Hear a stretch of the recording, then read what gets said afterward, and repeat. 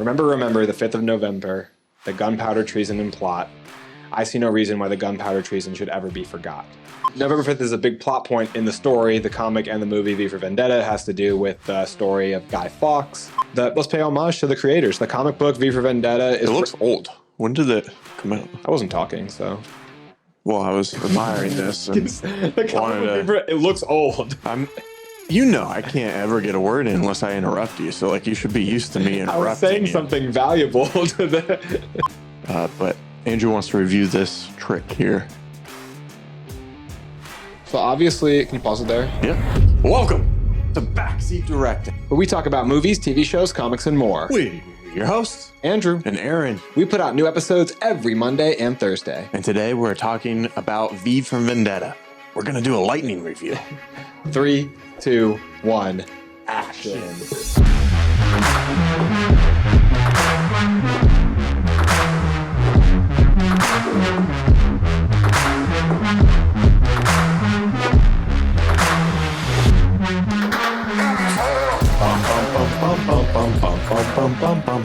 My stack of comics is kind of all over the place right now. Today we said we're going to do a lightning review. We'll see how we'll see how well we stick to that that time frame. So we are not good planners. So we just thought of this episode today, and I realized that with our shooting schedule, we could get out the V For Vendetta episode on November 4th, which is the day before the November 5th. Well, that's 10. Yeah, 5. Which is November 5th is a big plot point in the story. The comic and the movie V For Vendetta has to do with the story of Guy Fawkes. So in the movie, they actually start the movie out opening with this tale. Guy Fawkes was kind of a rebel who was trying to bomb Parliament with gunpowder, but he was caught and killed. And the idea of the story is this little, almost like a nursery rhyme, this little rhyme that goes, remember the 5th of November. Remember the 5th of November, the gunpowder treason and plot. I see no reason why the gunpowder treason should ever be forgot. And the idea of the overall story of V For Vendetta is about fighting tyranny. There's a good quote in the movie, which I'll go over some of my favorite quotes later, but there's a good quote where V says, people shouldn't fear their governments. Governments should fear their people. And I think it's really timely that we'll have this episode coming out right as we're about to vote for our election in the United States. If you're in the U.S., November 5th is our polling date. Yep. So Tuesday. Remember the 5th of November. Make sure to go out there and cast your votes. But this movie is largely about politics, about governments, about tyranny, and about the concept that America is supposed to have been founded on, which is the ideas of freedom, of governments controlled by the people, for the people. And I like the concept that people shouldn't be sitting around worried that their government is going to turn on them. Government should be worried about what are people thinking of how we're doing. Are we doing a good enough job to serve our people? And then the idea that America was built on too, it's in the Declaration of Independence that says it is the duty, and I know this because it's a national treasure, but it says it's our duty to rise up and turn against oppressors if our government were to become tyrannical. Like January 6th last year. Oh my God, dude. What are you? We're not that kind of podcast. We're a movie podcast. I'm getting idealistically political. I'm not getting actually political. Oh, gotcha. We're gonna have like a censorship thing on you, which censorship is a big point in this movie because censorship is bad. But there's a line where V says you can't steal from censors. You can only take back. He says he's reclaiming what was stolen. I don't think I've seen this comic yet. Yeah, have you never seen it? No. I've had it for a while. I've had it for like 2 Christmases. I think that was when I got it. Let's pay homage to the creators. The comic book V For Vendetta It looks old. When did it come out? I wasn't talking, so. Well, I was admiring this and it looks old. You know, I can't ever get a word in unless I interrupt you. So, like, you should be used to me interrupting I was saying you. something valuable to the... Is it valuable, though? The creator of the comic? The inception of the idea? Well, I was still talking about this book. I was looking in the book, and then you didn't let me finish my thoughts. Let me answer you. I don't know exactly when it was created, the comic. Yeah. So can you look that up for us and tell us when the comic was created? I got you. I can do that. All right. Because you asked nicely. Now that Aaron's busy. The comic V For Vendetta was created by Alan Moore. He's the writer, and the illustrations were done by David Lloyd. And apparently Alan Moore does not like the movie and doesn't like any of the movies that have been done for his projects. If you don't know, Alan Moore also wrote the comics for Really famous titles like the Saga of Swamp Thing, I believe he did. Alan Moore did Watchmen, and he did The Killing Joke. So he's done a lot of influential comics. Do you have it? Yeah, initially published between 1982 and 1985 in black and white as an ongoing series, and then completed in 1988 and 89. I'm shocked that it took them that long because, like, if you're on video, look at the thickness of this. It looks like it's only like 5 to 10 issues, you know? Doesn't look like that many. Yeah, it says it was completed in 88 and 89 in a 10-issue colored limited series published by DC Comics in the United States. Yeah, this is the DC Black Label. So like print some of their like Elseworld stories. Like I believe Dark Knight's Metal is a Black Label story as well. But I will say that I'm not a huge fan of the comic. I'm not a huge fan of Alan Moore's comics in general of what I've read. They're very dialogue heavy, so maybe it just says that I'm not a good reader. But like Arron, you read some of Watchmen. That's also Alan Moore. He tends to have a lot of dialogue. It's like taking up more space than the images. It seemed like he was a little confused on what the purpose of a comic is. He's like, graphic novel? I only heard novel. Yeah, but the purpose is to have pictures for us. For us. We're not readers. No. That's why we picked up a picture book. I would pick up a book otherwise. But no, I need the pictures there to tell me the story with the words assisting the story. The problem is that he's smarter than us and he knows it. Yeah, but it's rude, right? It is rude. You should dumb it down a little bit. Yeah. But the thing is appeal to a wider audience. He has very good ideas, in my opinion, conceptually, because I do like The Killing Joke. I do like V for Vendetta. But for V for Vendetta and Watchmen, I mostly just like the movies. I read the comics because of how much I like the movies. Did you read this? Yeah. Yeah. I read 3/4 of it. That's my bookmark. I quit. I finished V for Vendetta. Oh, wow. I finished Watchmen. I've finished V for Vendetta. I couldn't really get on board with the art style. I feel like it takes you a while or a lot to not finish a comic. Yeah, I really like to finish things. Yeah. So it does take quite a bit. But I wasn't vibing with the art style or just the direction of the story. In terms of... It's a lot older than a lot of the comics that you typically read. Exactly. It is a very, very accurate telling from the comic to the screen, though, for the most part. Okay. The way that they did the movie, they inserted some things like the iconic V speech with the alliteration, valorous vivification of a bygone vexation. All that is not in the comic. It's thought to be possibly a reference to the titles because the chapter titles all start with V, but that's such a good addition to the movie. I think that when the Wachowski siblings wrote the script for V for Vendetta, they cooked insanely hard. So the movie's directed by James McTeague and written by Lily and Lana Wachowski. And when you watch the movie, you definitely feel heavy inspiration from The Matrix because this movie's made after The Matrix. But the reason you feel that is because the writers are the directors and writers of The Matrix because it's the Wachowski siblings. But like they have like the shot where V enters into BTN, which is the British television network, and they start at his feet and they show them like step in out of the elevator. He's wearing like combat boots and he's got a long black trench coat on and leather.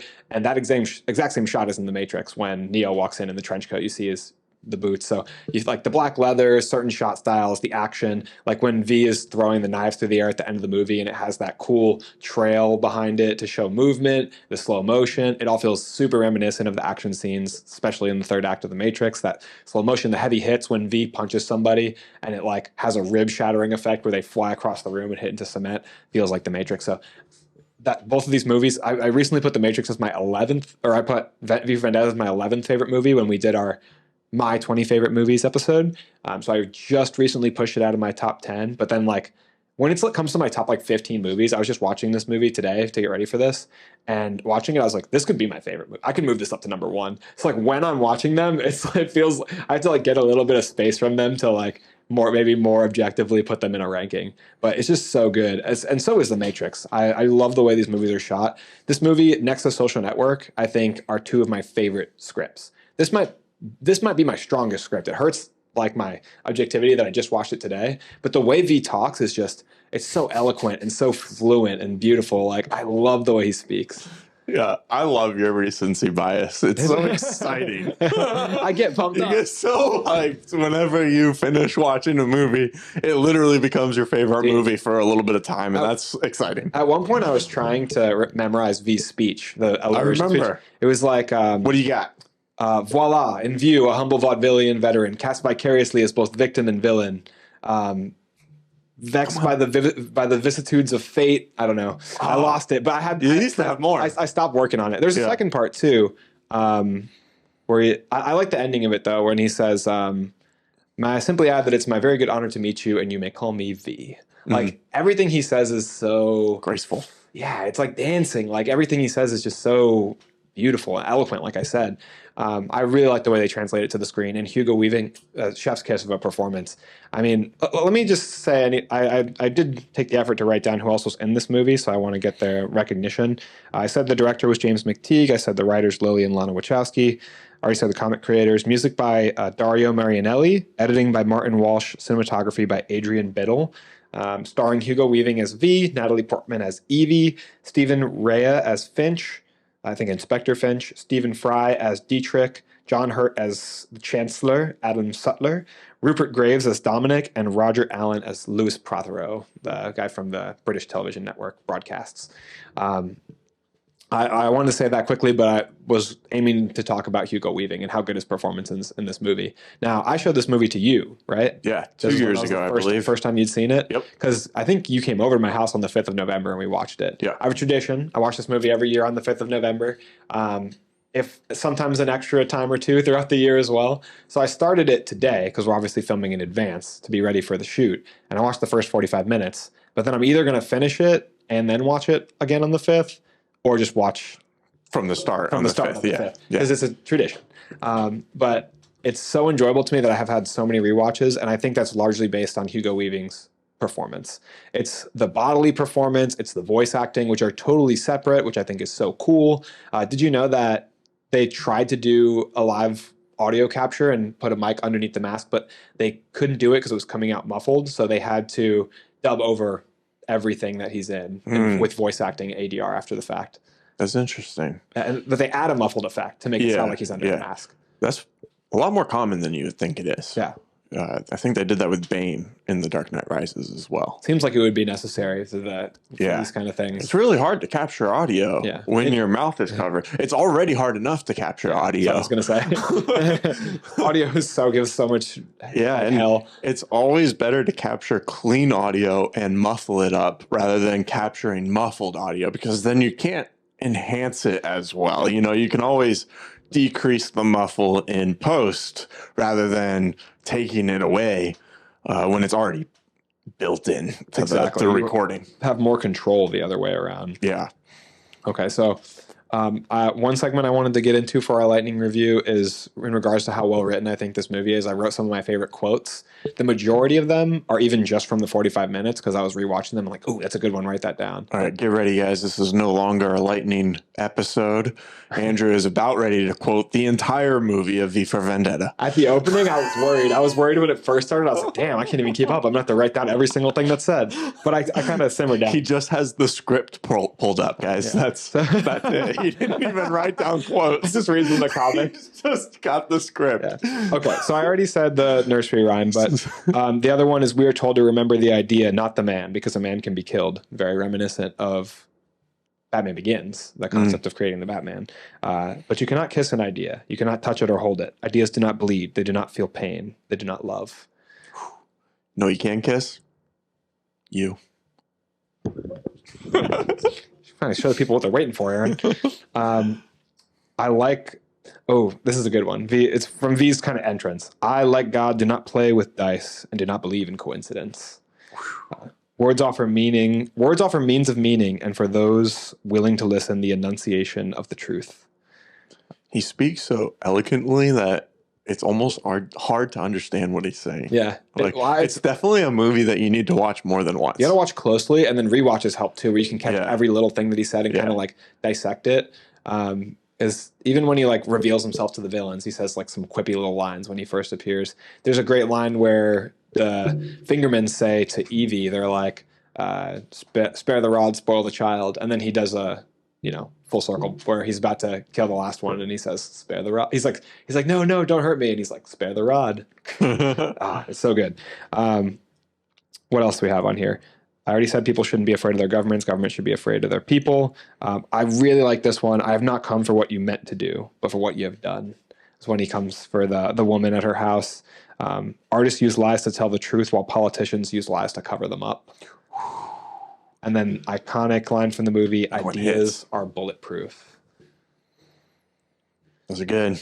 It's Those are good. it's such a good movie. What does he say to the Fingerman too? As they have like a firing squad on him, and he's like, you have the hope that when your guns are empty, that I will no longer be standing, because if I am, then you'll all be dead before you can reload them.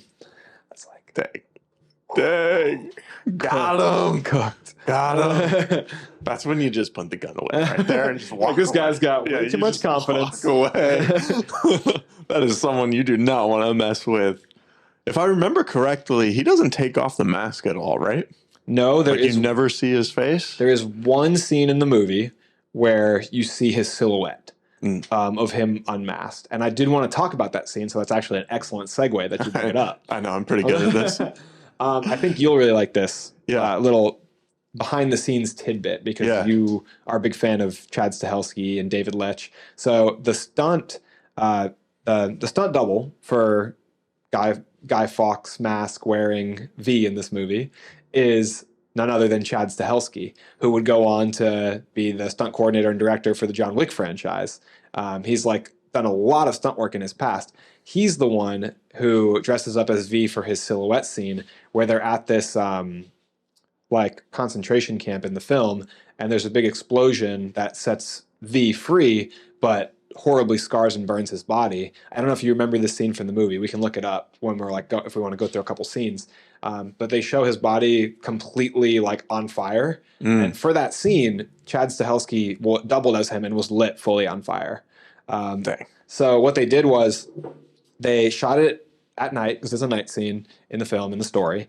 And they had Chad wearing this like flame retardant clothing with like some flame retardant liquid, like, rubbed into the fabric. Like a gel type But texture. but they also had the clothes like frozen. Like, they kept the cold temperature controlled, and they were trying to keep his body temperature low for when they were going to ignite him in flame. So then they would take the clothes off him, rub the flame retardant jelly all over his body again, and then light him on fire, take a quick take, douse him, so that his body temperature wouldn't get heated up too much and he wouldn't get actual burns. And then they use CGI, special effects after the fact, to like accentuate elements of the scene and add on like the scarred, burnt appearance on V's body, because in the story, the fire is like burnt him alive and he's horribly scarred, 100% of his body, face, hands. So I just thought that was super, super cool that Chad Stahelski, like, he went full commando and wore like just a thong. Because like in the silhouette, he's naked from all his clothes being burned off of him in an explosion. And he's just standing there and lets out like this insane roar in the movie. And that is so cool. The lengths that they had to go to, they shot on, also something that helped them too, is they shot on a freezing cold night. Like, they're shooting on location in England, different locations in the UK. And it was like ice cold that night. So Chad Stahelski's out there getting put in freezing cold clothes, then stripping naked in the cold, and then being lit on fire. Like, that's a roller coaster. Isn't it crazy what these people go through for movies? Dude, it's so like impressive. These different stunts and stuff that people put their bodies through for a film. But the thing is, that moment in the story is so marquee and important to the story, because it establishes like why he wears the suit, why he wears the mask. It establishes like his vendetta, because he's been burned alive at this facility. And it probably looks a lot better being practical than if they did it CGI. This movie's a little bit older. I think 2006 is when it came out. So I mean, they had like CGI, but fire looks best when it's real. It looks better to like enhance a scene with special effects than to create it. Right. Yeah. Would you ever be lit on fire for a movie? I mean, not like if just me and you were in the backyard, we're trying to but like we had a crew that. That's what I was going to say. Like, I was going to say, if like the stunt crew made me feel comfortable with it, like if they explained everything to me and I felt very confident that I was going to be safe, I would potentially try it. Yeah. It would be a cool opportunity, right? Yeah, I think it would be cool. And I just have this insane thing where I'm like, they're a professional. They know what they're doing, so I'll listen to them. It seems like a lot of people have done it, right? Where they've kind of figured out a way that not everyone, a lot of people who have done it seem to be fine. Yeah. Would you do it too then, I assume? I think so. Yeah. I think that'd be cool. I feel like usually they like 99.9% of the time they have a stunt double do it for Yeah. a reason. Yeah. But I feel like I would be willing to do a lot for a movie. Put my You're willing to body do a on the lot for line, fame. you know? Like, I think it would be cool. would you jump across a rooftop like Tom Cruise in Mission Impossible Fallout? Oh, like where he's When he running? breaks his leg. Maybe. I don't know for sure that he. I mean, did he that. has a harness on, I don't right? think he did that over a gap. Well, it might have also just been like a doubled rooftop. You know what I mean? Where like they created the gap, but the drop isn't like. Yeah. I'm not sure how high it was exactly, but that would probably determine it. You know, like how high is it? Are we on an actual roof? If so, okay, am I wearing a harness? If I'm wearing a harness, then like sure. If I'm not wearing a harness, that thing has to be not a real roof. It has to be a little closer to the ground. All right. So do you want to? I wanted to pull up this scene as well for this episode. I know it's lightning review. Yeah, we're 20 minutes in here. Okay. We're doing good. Yeah, so I just want to good. look at the scene because I've consistently said it's one of my favorite shots in cinematic history. I have my expectation of how they accomplished it, so we're going to play it on the screen for you guys and discuss how we think they did it. I want to hear his thoughts. So do you know how they did it? I don't know. Or 100%. you're speculating? I believe it's speculation because I just looked online and I couldn't find it behind the scenes on it. Okay, and we're familiar with things, but we're not 100% professionals on Hollywood movie tricks. So we don't have the budget they have. We can speculate, but we may not be 100% correct. So keep that in mind as we're reviewing this scene here. We're going to play without audio because it's not important to the scene. But Andrew wants to review this trick here. So obviously, can you pause it there? Yeah. So obviously they can't do that with just in camera because the camera would be where the actor's face is, and the camera, once you put that eye lens is too small for the camera to just shoot through it. And it's a mirror, so the camera would be in the actual shot when you looked into the mirror. Mm-hmm. So all those things make this shot being done without tricks, without quote unquote camera tricks, impossible, you know? And I think a lot of people watching this shot would never ever think about that unless you like really are into this stuff or you have inside industry knowledge. You would just watch the movie and just feel what they intended you to feel, which is how movies are supposed to work. But my theory for how they accomplished this shot is that they have a pair of hands with the mask in it, obviously just coming up towards the camera up to a certain point, and then they start a totally new shot, which they're then going to blend, probably using some form of CGI special effects. But the blended shot is going to start being stitched together where they just use something on the screen, right? An effect where it gets darker there, especially when it blurs. You see how it blurs at the very last moment going through the eye? That's probably where they trick you. And at that point, there's nothing any longer in front of the camera. And there's actually also not a mirror in front of the camera either, but what we're seeing is an empty space with just a double for V on the other side of the camera. Normally, when you see a shot like this looking straight on at a mirror in a movie, what you're either dealing with is 100% special effects because they'd have to remove the camera from the shot or create the mirror. But in this case, what I think you're seeing is just an empty window, kind of like an empty frame, and then a person sitting on the other side there to make it appear as though it's a mirror, and the room is actually on the other side of the wall there. Do you think that's a fair assessment? I think you're pretty darn close. There's like one thing that I would probably disagree, because I know how I would do this shot. Like, I think we could recreate this. This would be a great thing for the channel because, like I said, this is one of the shots I'd want to try to do. Yeah, like I don't want to say pretty easily, but if we can take time to set up the set, I think that's the hardest part. Because you said that you think there's CGI in the transition. I don't. I think they're just compositing two shots on top of each other right here.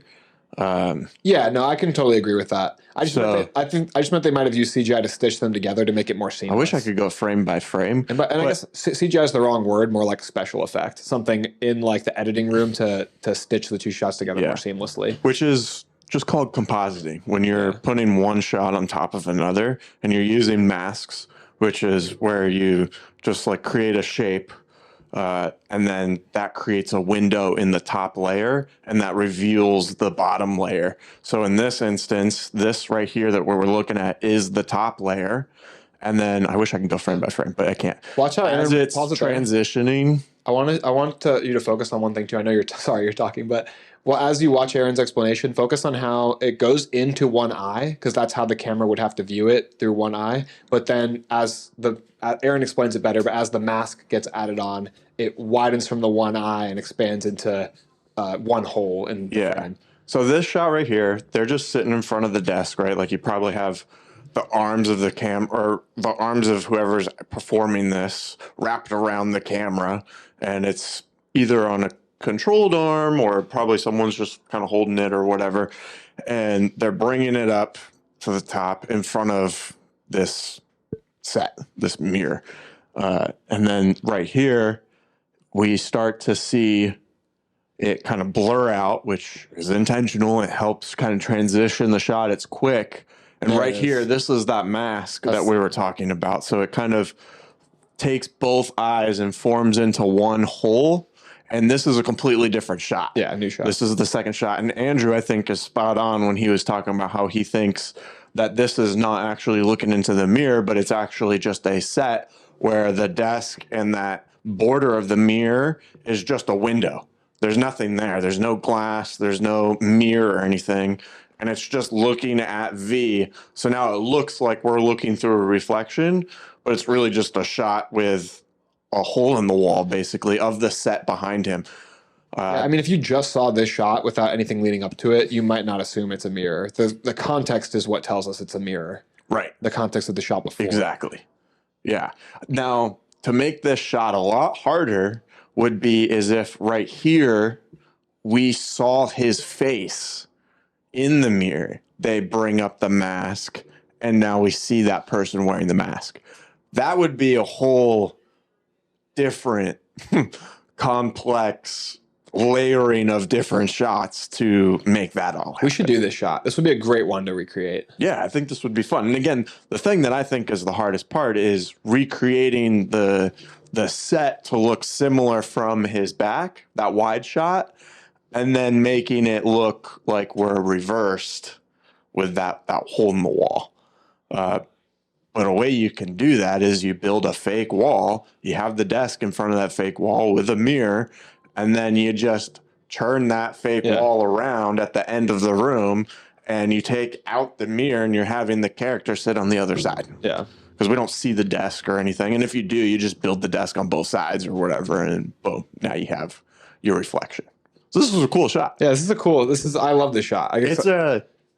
It's a simple trick that like kind of gets you at first. You know, it's like, wait a second, like how'd they do that? Yeah, that's what makes you think. Yeah, that's what got me when I first watched it. And then the cool thing about this whole sequence is they're running parallels with this whole opening, where Evie's getting ready to go on a date and he's getting ready to go out and I don't know what you'd call it, ensue a rebellion. Yeah. So he's putting on his mask, and then she's quote unquote putting on her face, like some people say, putting on makeup. Yeah. He's like putting on gloves. He's putting on his belt. She's getting dressed. His belt is like full of knives, and he's putting on his boots. And it's really cool the way they mirror her getting ready to go out on a date with him, getting ready for his mission. Yeah. And also, like, there's so much characterization amongst this too, even in just little tiny beats. That's why this movie is so good. Because after he puts on his boots, he like takes a look at them and he brushes off a little piece. It's like shows V's personality. He's very like OCD and very in control. You know, type A. So yeah, it's cool the little aspects that they fit in there.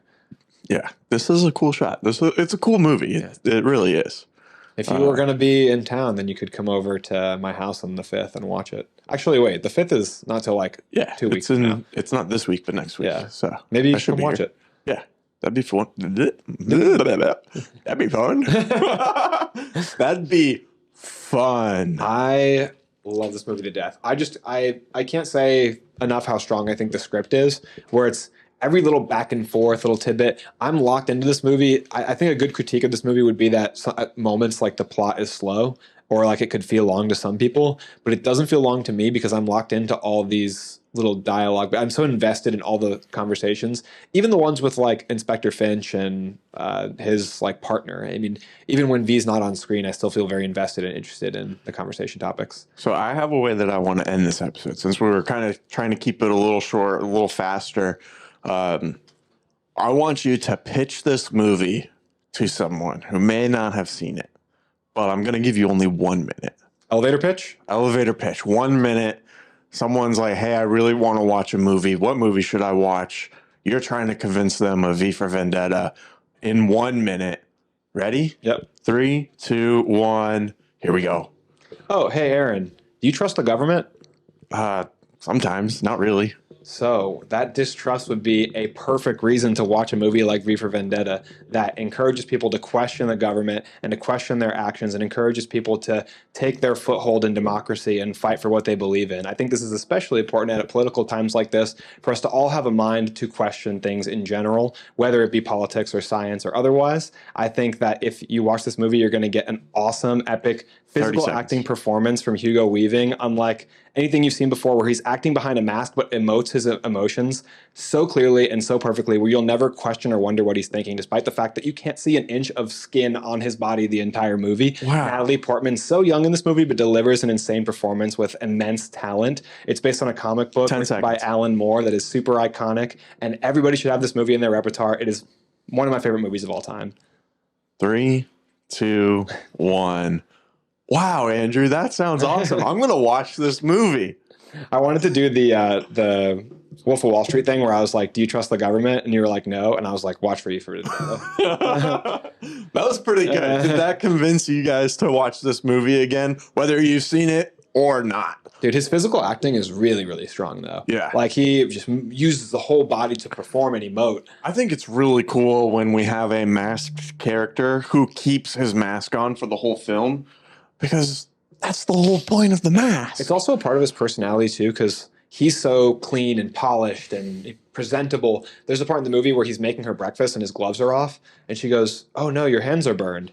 And he like, oh, excuse me, and he hurries up and puts his gloves on, and he says, is that better? I hope you didn't lose your appetite. Like, he's ashamed of how he looks because he's so polished. So everything is very intentional in the movie. Yeah, and that can be kind of relatable, right? Like when we're around other people, sometimes we put up a guard, we put on a mask to kind of hide some of our insecurities, you know, and we're trying to be like showing our best version of ourselves, you know, to maybe people that we're not comfortable with on that next level, you know. But that's a big point of the movie, is that we're not what we look like, but we're what we do. Because at the end of the movie, she kisses him on the mask and refuses to take his mask off.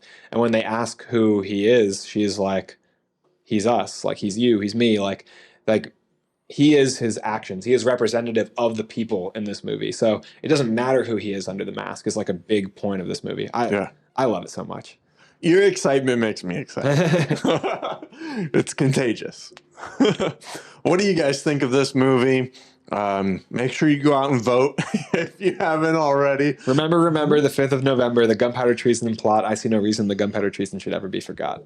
Boom. And with that note, we're going to wrap it up here. We post new full episodes every Monday and Thursday, so make sure you hit that subscribe button and notification bell so you don't miss anything. Sometimes we're putting out different content on different days as extra bonus content, so make sure you don't miss that. We post every single day on every social media platform, right, Andrew? Yeah, we're on YouTube, TikTok, Instagram, Facebook, X. We're all over the place. Make sure to follow us on all those platforms. Make sure to go on to everywhere you listen to podcasts and give the show a 5-star rating and review. We're on Spotify, Apple Podcasts, Google Podcasts. We are everywhere. Make sure to share us with friends and family, because that's the best way to help the show grow organically. But you can also personally join in on the conversation yourself. No, we weren't supposed to. No, we're not going to release it this week?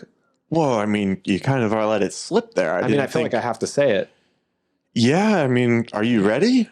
Yeah. Okay. Let's do it. You guys can join us on our Discord. We're launching the Discord.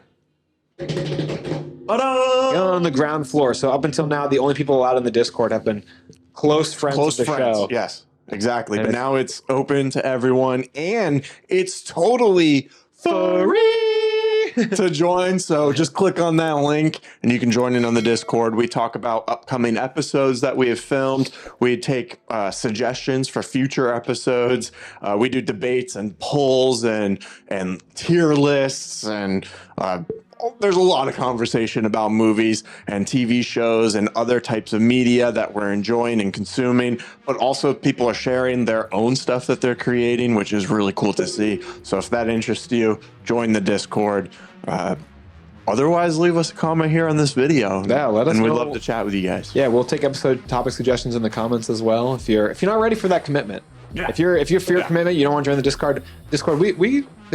We still appreciate you no matter what. If you're listening still, yes, if you're listening right intimidating. So I understand. I'd be intimidated by me too. But thank you guys so much for watching, and that's a wrap.